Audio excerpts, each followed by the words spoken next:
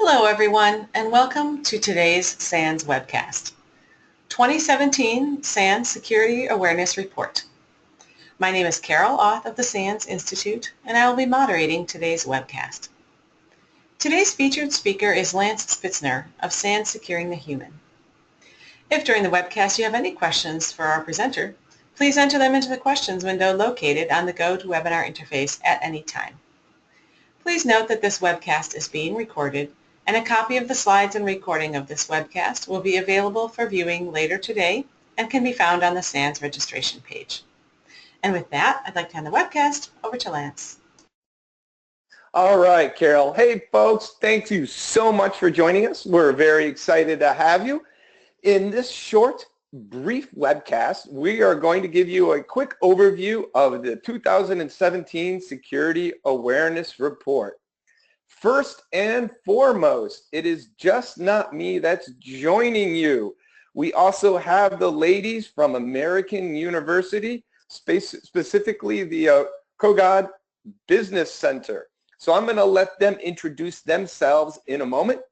But as Carol mentioned, my name is Lance Spitzner from the SANS Institute. I'm a director at the Securing the Human team. That means my job and passion is working with hundreds of organizations around the world, helping them build better, more mature security awareness programs. So a lot of what we're going to share here today is not only learned from the report, but some of the lessons learned of how information like this report can help you build a better awareness program. Then I'm going to have Rebecca and Taylor introduce themselves. So Rebecca, Taylor, why don't you give us just a little bit of an introduction on yourselves?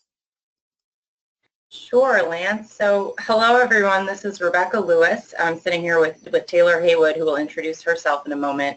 We are so excited to be joining the webcast and to be part of the Security Awareness Report. I am the Deputy Director of the Kogod Cybersecurity Governance Center, which is a research initiative within the Kogod School of Business at American University. Our mission is to promote responsible cybersecurity governance, which we view as kind of the overarching strategic issues that are often kind of overlooked in cybersecurity these days. That's not specific to the technical components or the legal components or even the financial piece, but kind of how all of those work together strategically for an organization. And so, of course, awareness is a critical component of that. We create rigorous academic research and reports, either ourselves or through partnering, for example, on things like this project. We host events, and we also, of course, teach classes that are taught by myself and other faculty members affiliated with the Cybersecurity Governance Center. So again, we're thrilled to be here, and Taylor, over to you. Hi everybody, my name is Taylor Haywood. I'm a rising senior at American University and a research assistant at the KCGC.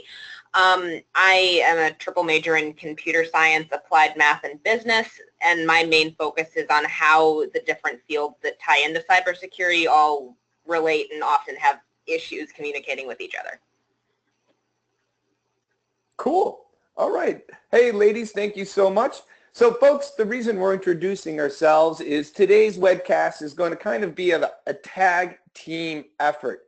I'll be the moderator, kind of guiding us through the different key points from the report, but the ladies from American University are going to be jumping in and sharing their experiences and lessons learned as they help develop the report, and they're going to help bring out some of the key points also.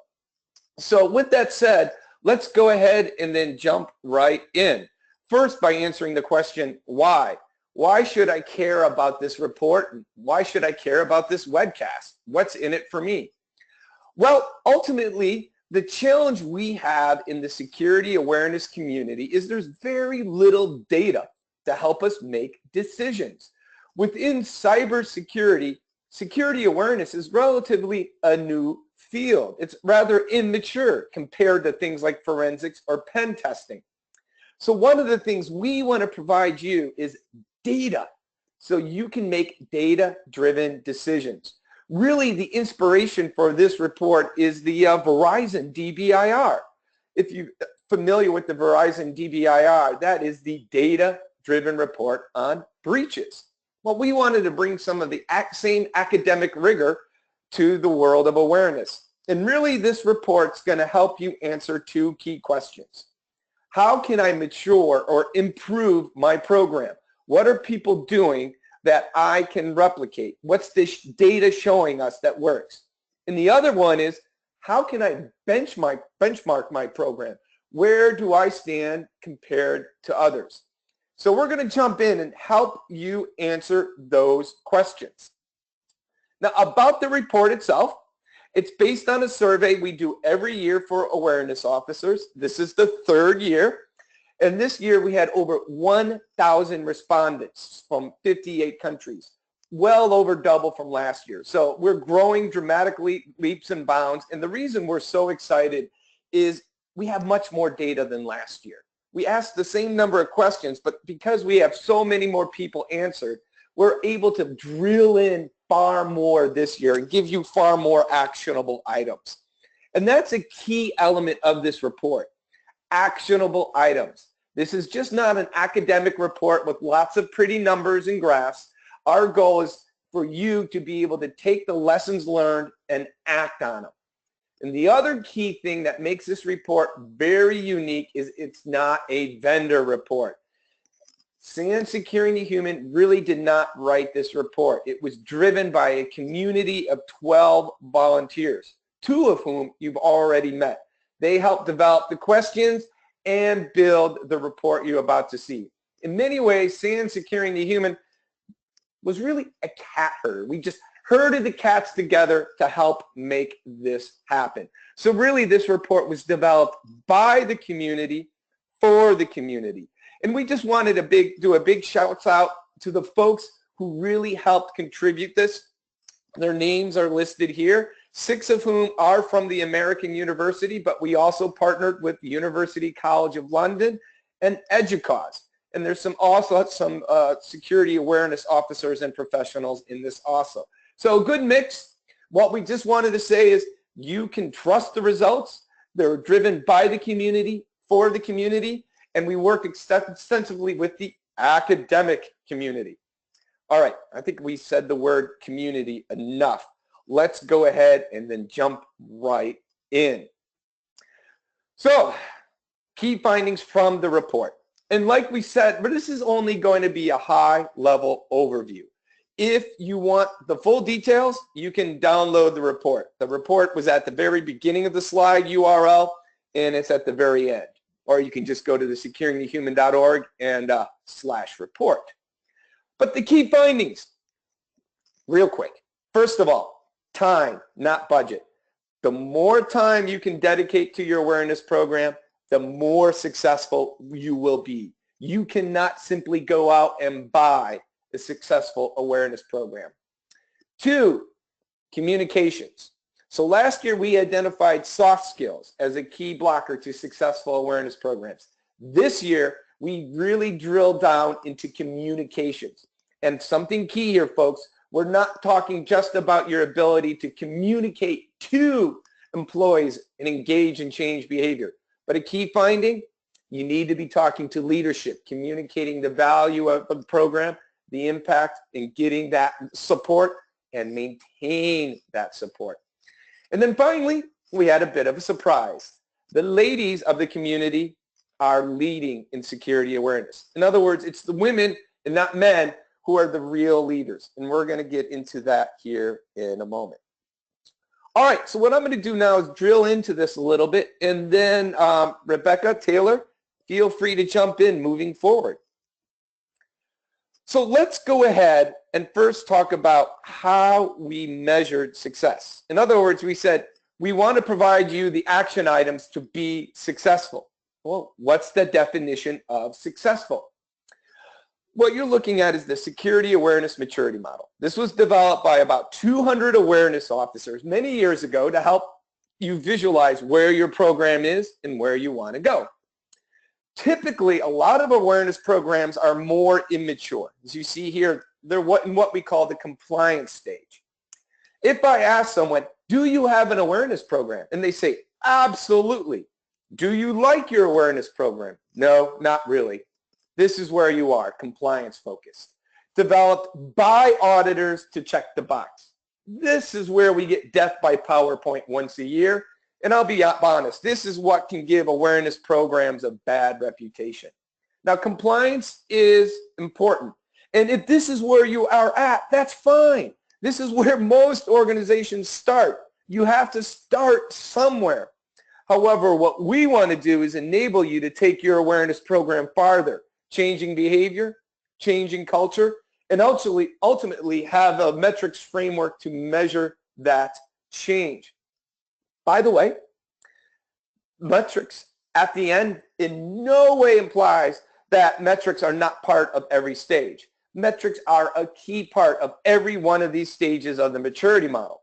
The only reason we have it at the end is to reinforce the idea that to be successful, not only are you changing behavior, not only are you changing culture, but you have the metrics to actually track that change.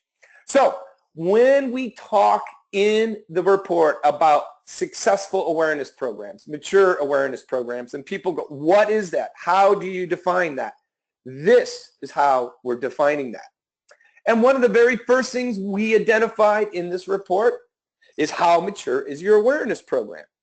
The numbers are very, very similar to last year. And what we tend to find is the vast majority of programs are just starting, they're in compliance phase, or they're changing behavior.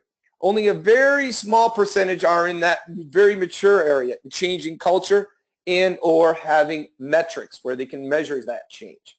So if you want to benchmark where you feel your awareness program is to others, this is where you can start. Now, we don't have that broken down by industry. Like I said, we got a lot more data this year, but we still don't have enough where we feel comfortable breaking it down by industry. In other words, maturity levels by industry. That is one of our goals for next year. All right, so let's go ahead, just drive in a little bit further. That's just to lay the foundation of how this report works and lay the foundation of maybe benchmarking where you are.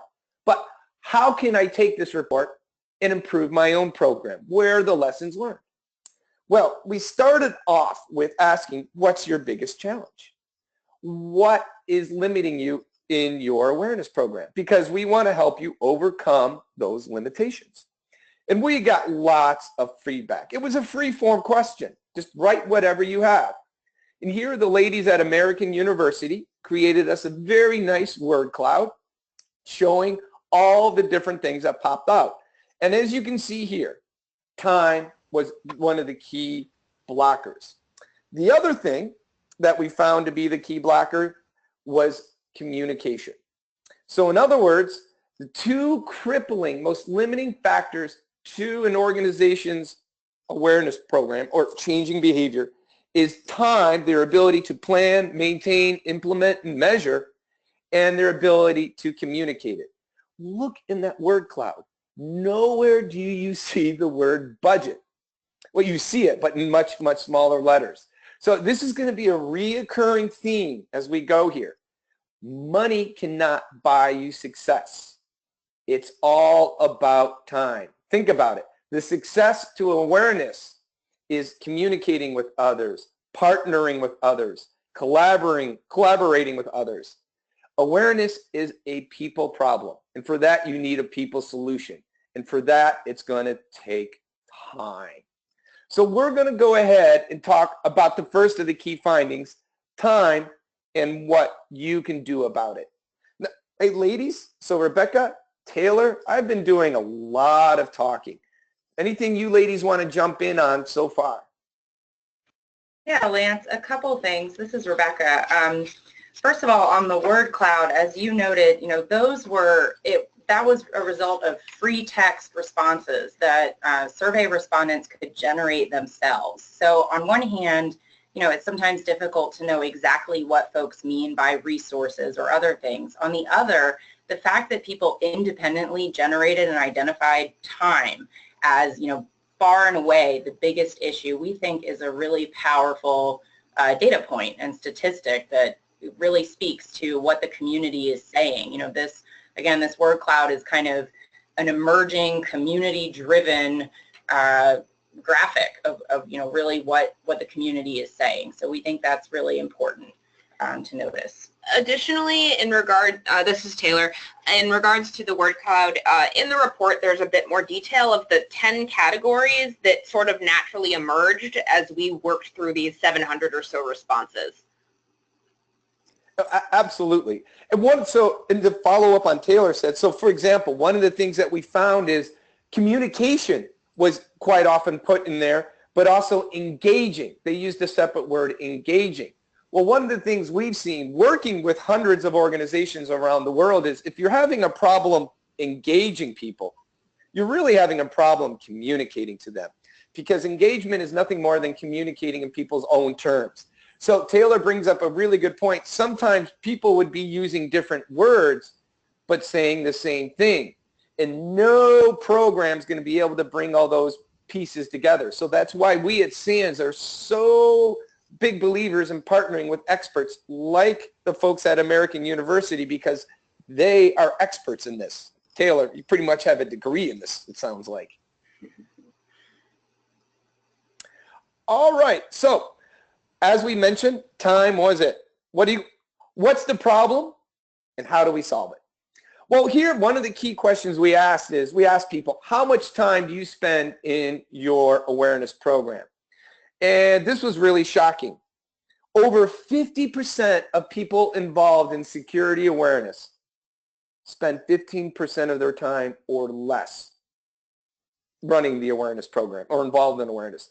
If you look at it, if you combine the two, over 75% of security awareness professionals, over 75% spend 25% of their time or less on awareness.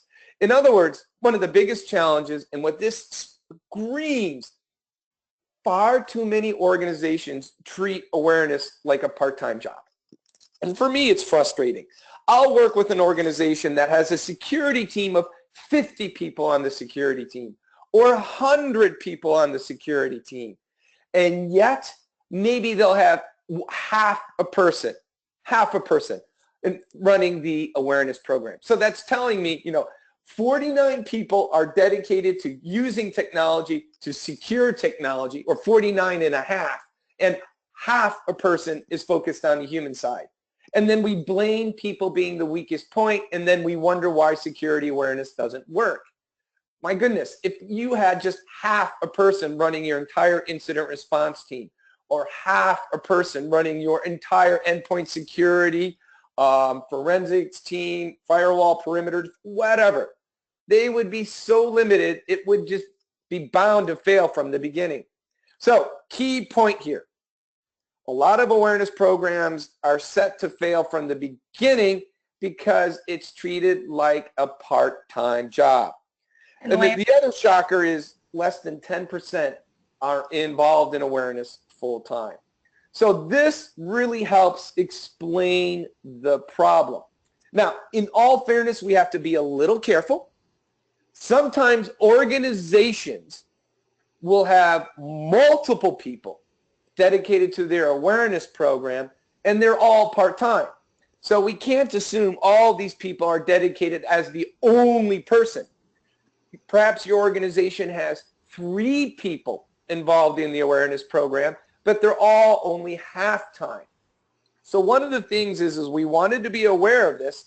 So what we did is this. We then asked organizations, how many people combined are involved in your awareness program? And we call that an FTE, combined FTE effort. So in other words, if you have 3 people involved in the awareness program and they're all half-time, well, you add those resources up and you come up to a combined effort of 1.5 FTEs.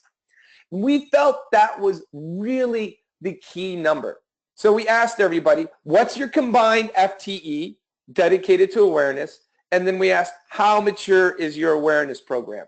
And this is the key slide, I think, when it comes to time. This is how many FTEs the organization had, combined FTE, based on maturity model. So what we're saying here is this. You need to have at least 1.4 combined FTEs if you want to start changing behavior. Anything less than 1.4 combined FTE effort, and you're just really checking the box compliance. Like we said, compliance is important, but if you want to move above and beyond, you need a combined of, let's round up, 1.5. If you really want to go beyond that and start changing culture and measure that change, if you want a truly mature program, you're going to have a combined effort of at least 2.6 FTEs. Now, if you're looking at this data, one of the things you should be asking is, well, Lance, how big of an organization does this apply? Is this for an organization of 500 or 500,000? So I'm going to let the ladies at American University explain in a moment how they address this. But roughly, this is for an organization of about 5,000 people. So if you're bigger than 5,000 people, you should be increasing this number. If you're smaller than 5,000 people, you can decrease the number, but only up to so much. We don't have enough data yet, but based on my experience in the limited data we have, if you're very small, say 500 and less, maybe the absolute minimum you could go to is a half an FTE. But long story short, the data screams, A, the more people you have dedicated to your awareness program, the more mature you're going to be. And then B, most organizations don't have that number of people to be successful. Ladies, anything you want to explain on this finding? Sure. Just to go into a little bit more detail on how we came up with that 5,000 number, once we took a look at these averages for the number of average FTEs by maturity level, we then took those 5 groups and calculated the average organization size. And for each of the 5, that organization size came out to approximately 5,000, which is how we effectively arrived at that number. The other thing we wanted to highlight that we find particularly interesting is this, particularly when you account for organization size, doesn't seem to be scaling to the extent that one would expect it to. So the organization size can actually increase exponentially, whereas the number or average number of FTEs is going up very much so linearly. What does that mean in English? I think the key takeaway from that is that organizations, that Lance, as you've emphasized, is that organizations are really not dedicating sufficient time to security awareness, and that you know, what you might think would scale up with the size of an organization, say from 5,000 to all the way up to 100,000, you would expect for, you know, a valued field for that organization that there would be an equally significant increase in the number of employees, full-time employees, and the amount of time they're spending on awareness. But that's not what we're actually seeing. So the previous slide that you had up, Lance, with percentage of time, there is a correlation between percentage of time goes up as the organization size goes up, but it's not nearly as it just doesn't scale. The percentage of time doesn't increase with the organization size in the same way. So if you want to achieve these numbers here about maturity level for the average number of FTEs, for most organizations that will require, you know, perhaps kind of a change of thinking and really kind of reprioritizing awareness, dedicating more resources, particularly time.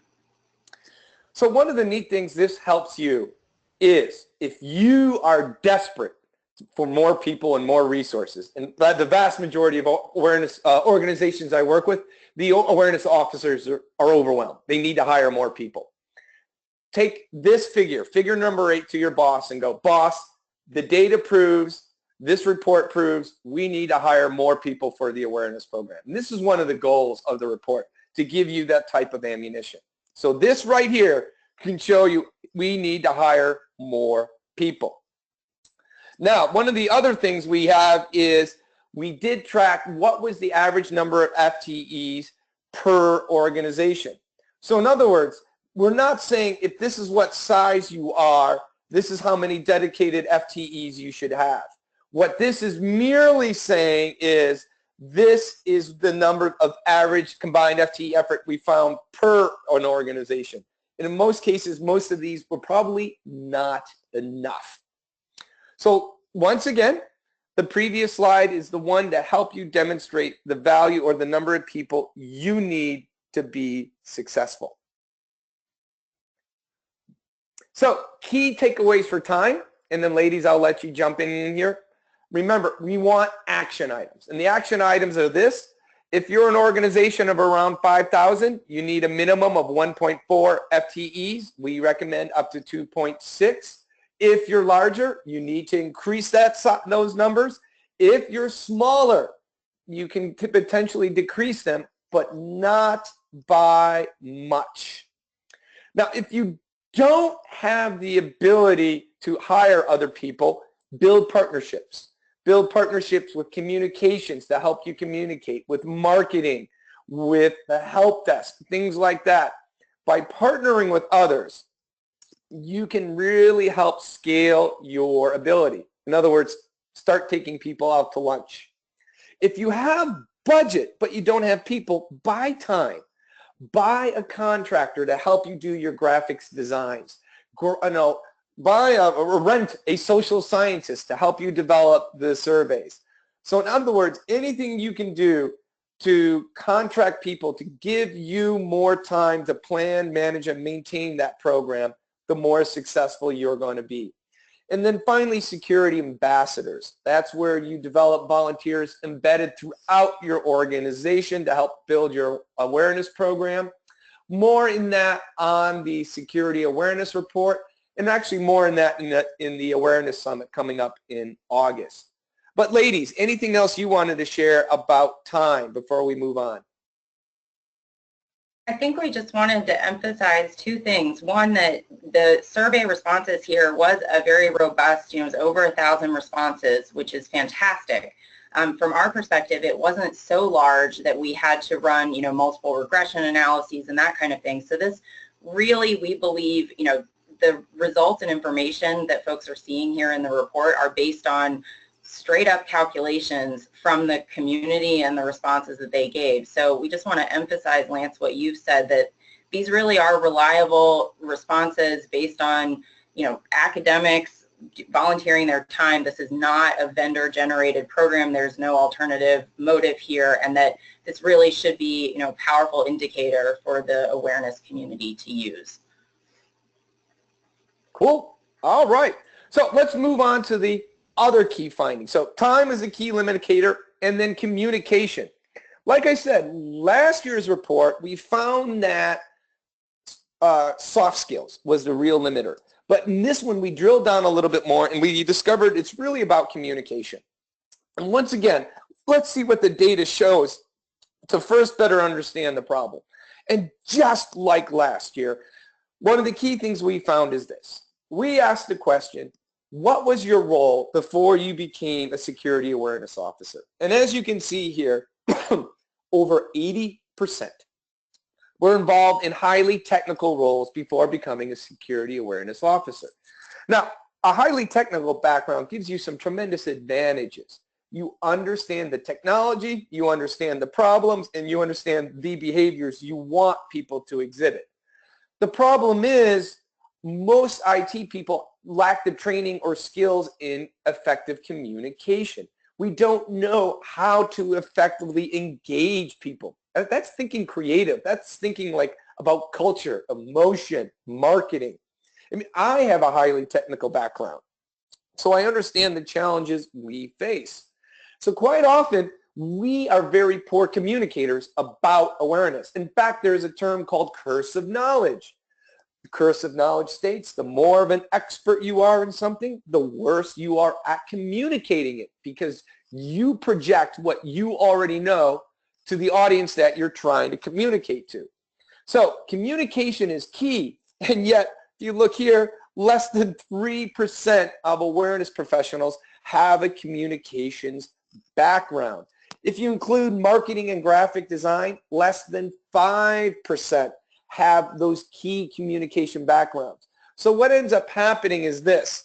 Communication is key in an awareness program, but most awareness officers lack that expertise. Let me just give you one more reinforcement why communication is so important. You're looking at something called the B.J. Fogg behavior model, built by Dr. B.J. Fogg from Stanford.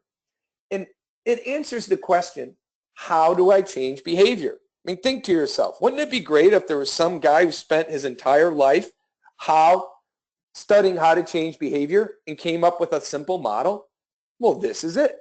And all his model says is, to exhibit a behavior, B, people have to be motivated, they need the ability, and to have a trigger or prompt. So B equals MAT. And that's what this little graph shows.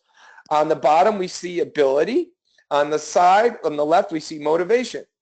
All this graph says is this: the easier something is to do, and the more motivated someone is, the more likely they will do it.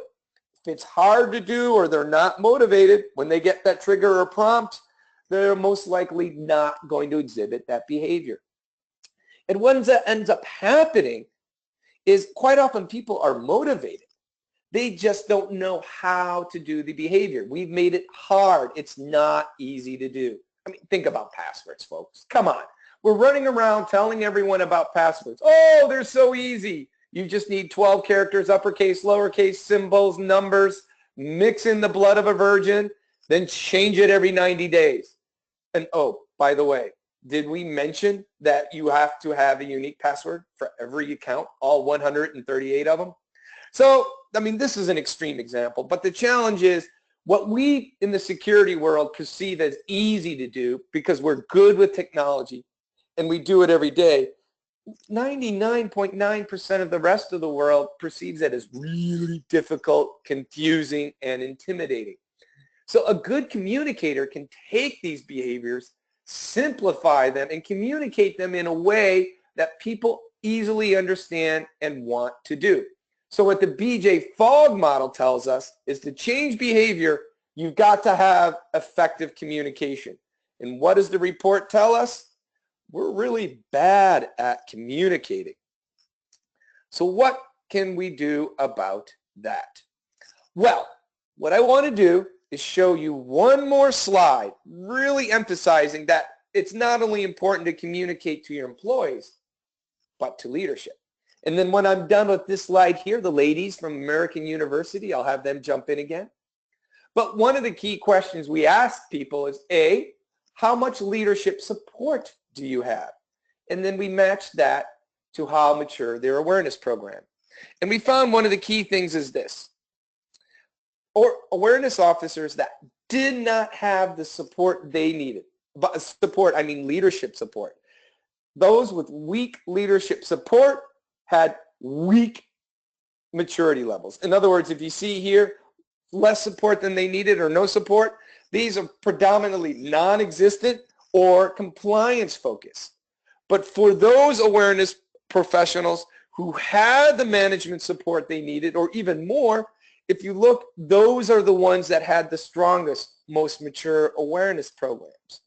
So what we've discovered here is not only do you have to have strong communication skills or a strong communications team, but you need to be sure you're not just talking to employees and telling them what to do, but you've got to be talking to management and go, management, this is why the awareness program is so important. This is the value add, success stories, things like that. And one of the other key findings we discovered, in the slides not in here, is that the more leadership support you had, the fewer blockers you had. In fact, organizations that reported more support than they needed also reported they almost had no blockers in the organization. So the more support you have, the far fewer blockers you have, and common sense dictates also, and the data shows, the more successful you're going to be. So long story short, you got to be communicating both up and down.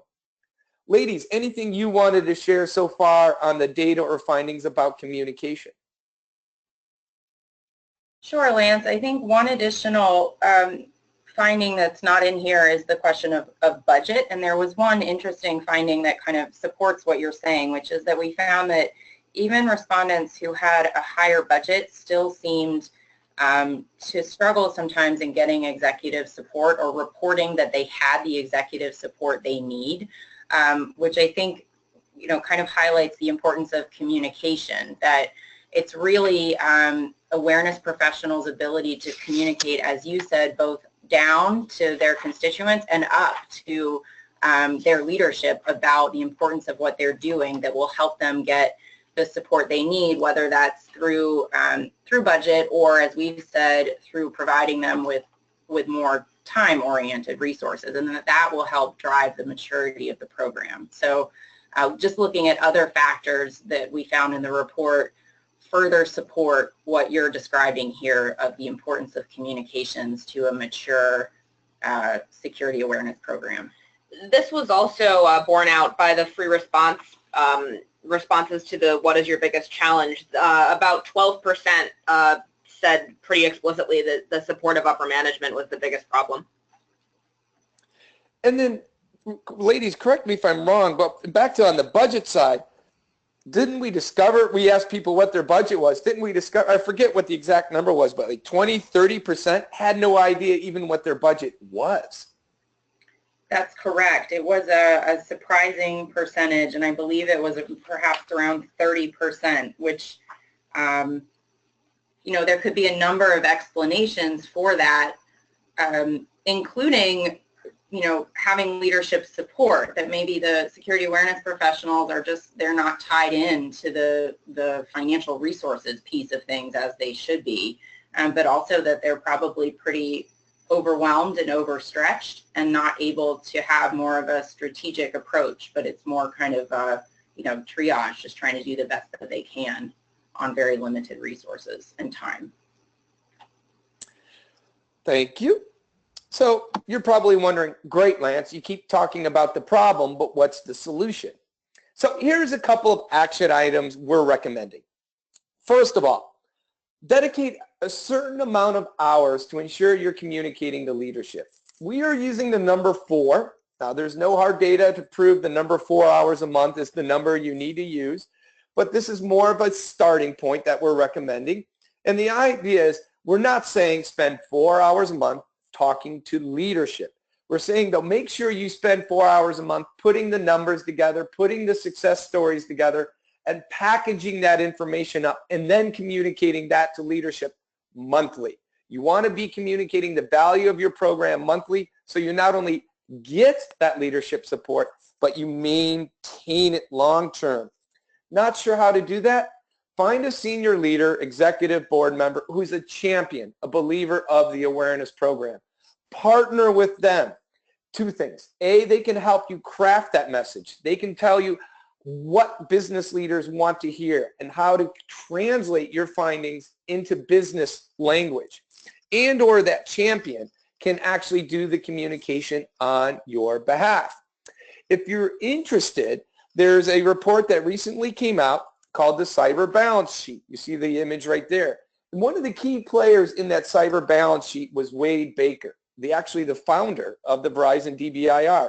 And it's one of the few reports out there that I know where they interviewed board of directors, and it's all about how to communicate the value of cybersecurity to senior leadership. So that's a good place to start. Another one, partner with your communications team.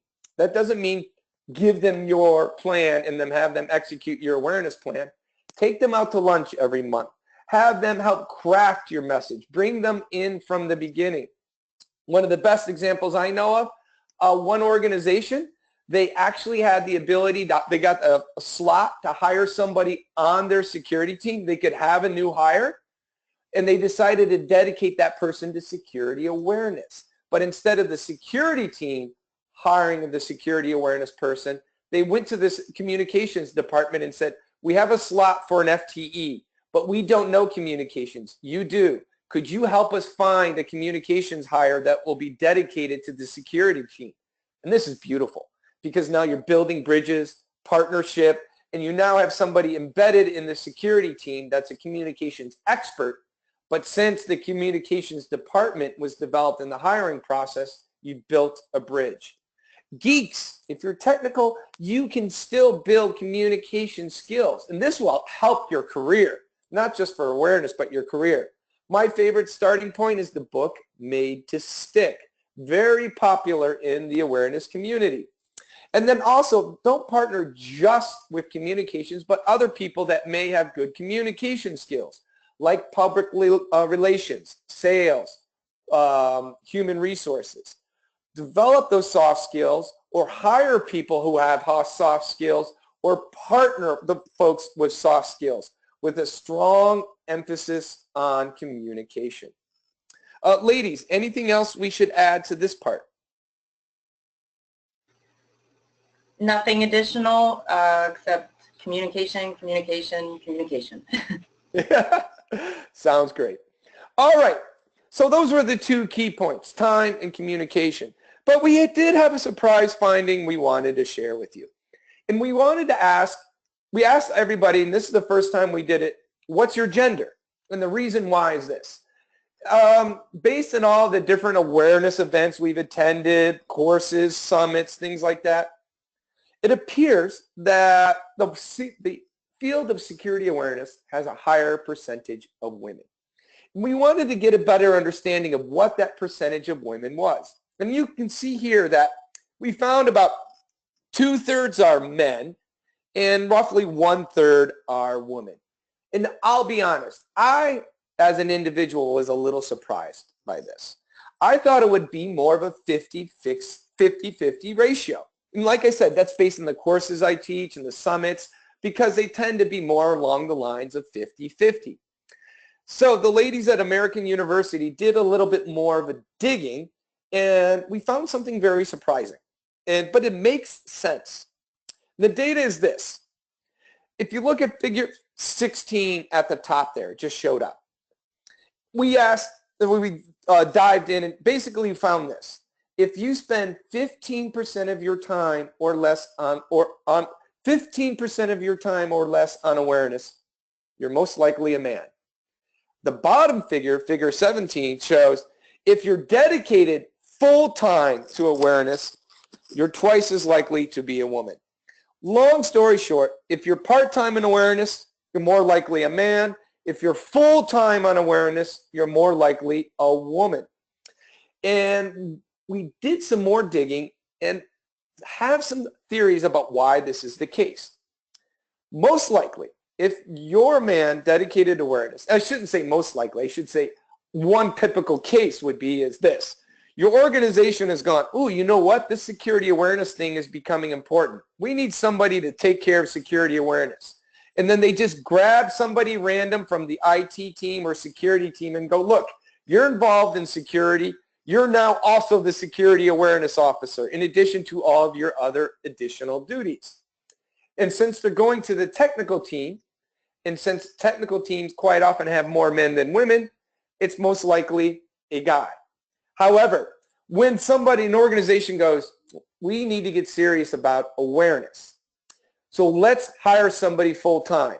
And since we're going to hire somebody full-time, they're going to have to do a lot of communication and working with emotion and behavior. So we need somebody with soft skills.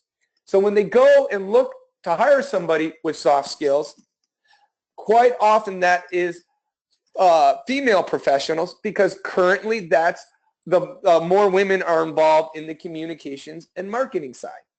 So what we're saying here is in no way are we saying one gender is better than the other at awareness. All we're saying is we found a surprise finding that if you're dedicated to awareness full-time, you're twice as likely to be a woman. So ladies, anything you care to share or shed on this interesting finding, or I should say surprise finding? Sure, Lance. So I think, we agree with, the assessment that you just articulated, that could certainly be one explanation, and the fact that more women are perhaps socialized and just do more in the communications field could certainly account for this. One alternative theory, which is perhaps a bit provocative, is that because awareness is kind of an emerging area and perhaps is not sufficiently valued by a lot of organizations, and also given the fact that women are not historically, viewed as the strongest in a security environment, that if a team is looking, okay, we need to dedicate more to awareness, we need to pull someone from our security team who needs to now allocate more of their time to awareness rather than security and perhaps the more technical elements, that maybe that person ends up being a female more often than not. But I think in any event, these are really interesting findings and something worth looking at and for the community to think about. One of the things I would love to do is go speak at a communications conference. Imagine a conference with 1,000 people with backgrounds or majors in communications. And I would love the ability to tell them, folks, the security community definitely needs your expertise. Instead of trying to find a communications job, start looking for, job postings about cybersecurity or security awareness and start applying to them. So one of the things I would like to do is start doing a stronger outreach to the communications community. All right, we're going to wrap things up here in a moment so we can go ahead and start taking some questions. Just to wrap up, this is the breakdown of industry. We're very happy with the distribution. Now, one of the things we're not sure is this. Is this figure showing you which industries are the most active in building security awareness programs, or is this showing us which industries we're most effectively reaching with our survey? It's probably a little bit of both, but one of the things we're going to be doing next year is more aggressively reaching out to different industries. Now, one thing that is interesting is you'll notice the two biggest industries here are educational and finance. And one of the things is we're starting to approach that point of critical mass where we can start doing deep dives and reports like this that are specific to those industries. And we tried that out with the EDU community last year working with EDUCAUSE, and that worked out well. So one of the things I'm going to do after this is see if I can sweet talk the American University folks into maybe doing a deep dive into one of these industries. Or if you represent one of these industries that wants to do a deep dive, reach out to me at the SANS team, and we might be interested in working with you on doing a deep dive, developing a report just specific to one of these industries. All right, so we're going to go ahead and wrap things up here and leave this open for questions. So are we doing this next year? Absolutely. One of the things is we're considering trying to go more global by perhaps offering the survey to security awareness professionals in other languages. We also looking to maybe next year do a deeper dive into some of the findings, maybe based by industry or other types of metrics that are drivers of success. Working with other industries as exemplified by our current partnership with EDUCAUSE for the EDU community. And once again, we find that working and partnering with communities like the American folks at American University are what make the projects like this so successful. So we're definitely going to continue to build on that. All right, now before I open this up to questions, Rebecca, Taylor, did you have anything else you wanted to share? No, we think you pretty much covered it, Lance. We're just really excited to be part of it and think this is a really important resource and study for the community. Well, we couldn't have done it without you. So big thanks to you and the COGAD Cybersecurity Governance Center. You guys need an easier name. That's the one problem. Agreed. All right, Carol, we're going to throw this back into your box. Do we have any questions? All right. Yes, thanks for that great presentation. Yes, we do have some questions ready for the Q&A. However, if anyone has a question for our presenters, please enter it into the questions window now. Our first question came in a while ago. I'm not sure if you've covered it since then, but I'll go ahead with it. How do you promote awareness and behavior change in a medium-sized organization? How do you promote? Well, the question would be, I'm not sure what they mean by promote. Promote as in how do you effectively communicate, or promote as in how do you get leadership buy-in? The first question, though, is really, would say it's the same answer regardless to either. If you're trying to figure out how to promote to leadership or promote to the end user, people, employees, stuff like that. And really, you want to start with the why part. And this is where that curse of knowledge for technical people quite often gets them. You're in cybersecurity for a while, you already know why cybersecurity is important and why awareness is important. So we tend to quite often jump right into the solution. Look, this is what you need to be doing and why. Or they go to leadership. We need an awareness program, and this is what we need to be doing. We need to explain why it's important, what's the value. So for leadership, you need to explain what's the value of awareness. How does it support the organization's mission? Now, fortunately for the world in security awareness, or unfortunately, the vast majority of incidents you read about in the news, industry reports, are human related.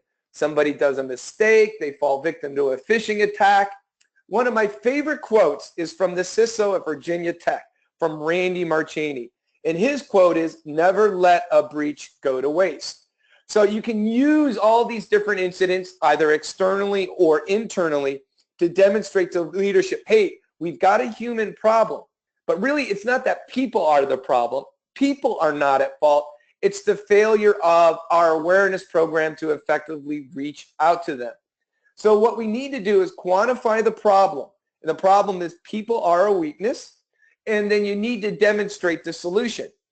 People are the problem, but security awareness is the solution. Technology can't stop all human-based attacks. I mean, it's quite often I'll run into geeks who go, well, yeah, if technology is perfect, that would stop every attack. Well, how do you stop attacks over the phone? How do you stop attacks like CEO fraud that have no malicious link or malicious attachment? Or I was just reading in the New York Times this morning about how bad guys, in this case the Russians, were targeting the Pentagon by malicious links in social media, which people are checking on their phone or checking from home. So quantify the problem and then demonstrate the solution, the awareness being the solution. And that's where things like the maturity model really help, because they can show you where your program is and where you want to take it. Carol, what else do we have? All right, thanks, Lance. Yes, and several people had that similar question, so it sounds like you addressed it. My organization, 1,500 FTEs, is moving to an online security awareness training system. We anticipate this helping with the tremendous administrative overhead involved in tracking and scheduling training. How has or can online security awareness training impact security awareness maturity in organizations? So online awareness training, CBT training, is a wonderful place to start. And we're a vendor. That's one of the solutions we provide. However, if your employees are just taking CBT training once a year, video-based training once a year, you're still in the compliance stage of your program. You're not going to change behavior. The auditors will be happy, but by people touching people once a year, that's not going to take your program above and beyond. It's changing behavior and culture.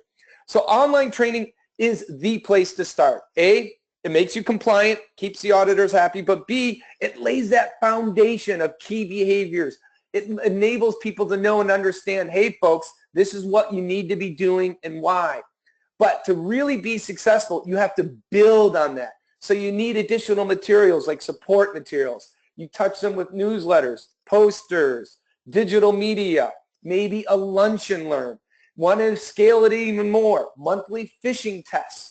Scale it more, gamification, ambassador programs. So what you end up finding is rolling out an CBT online training. That is a great place to start, but that is a start. You have to then be communicating and reaching out to people in multiple other ways, because different people learn in different ways. And that can be very, very time consuming. And that goes back to the key findings from the awareness report. You need the time to communicate, and you also need the skills, experience, and resources to communicate, because changing behavior is all about effective communication throughout the year. If you're interested in learning more, we actually teach a 2-day class on specifically how to build mature awareness programs. It's called Management 433. Or if you're actually interested in learning more about precisely doing that, if you look at the slide right now, once a year we host a summit where we bring hundreds of awareness officers together and industry leaders, and everybody's sharing key lessons learned on how to change behavior, how to do gamification, ambassador programs, phishing, and you're learning from the people that are actually doing it. We also have cool events like Video Wars, Show and Tell. Federal Express is going to show and have a security awareness escape room. So if you can make the summit, this is where you'll really learn how to accelerate that awareness program and go above and beyond just that foundation of online training. So good question. All right, Carol? thanks, Lance. Oh, go ahead. Oh, sorry. We just wanted to add something else in too, which the report, we touched on, and that is the importance of communicating up to executive level leadership. And, Lance, you talked about the importance of building on online training with support materials, newsletters, posters, also making sure that your upper level management has really bought into the importance of security and security awareness just sends a very powerful message throughout the organization that can go a long way. If your executive leadership are not themselves doing the training or talking about the fact that they do the training or the importance of the training, that's going to be a hindrance. But if they are advocating for that, it really sends a powerful message in addition to all the support materials that you've talked about. Absolutely. In a lot of ways, if you think about it, an effective awareness program is really nothing more than an effective marketing campaign or communications campaign. All right, Carol, what do you got? I've got another one. On figure 13, why is non-existent / have support not highlighted? At 33.9%, it's a larger percentage than 4 other boxes that are highlighted. Uh-oh, figure 13. Which one So that came in at 1138. Figure 13. Oh, I know which one that is. Got it. So let me pull that up. So figure 13. That's the one where leadership support.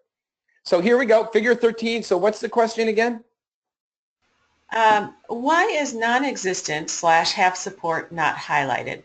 At 33.9%, it's a larger percentage than 4 other boxes that are highlighted.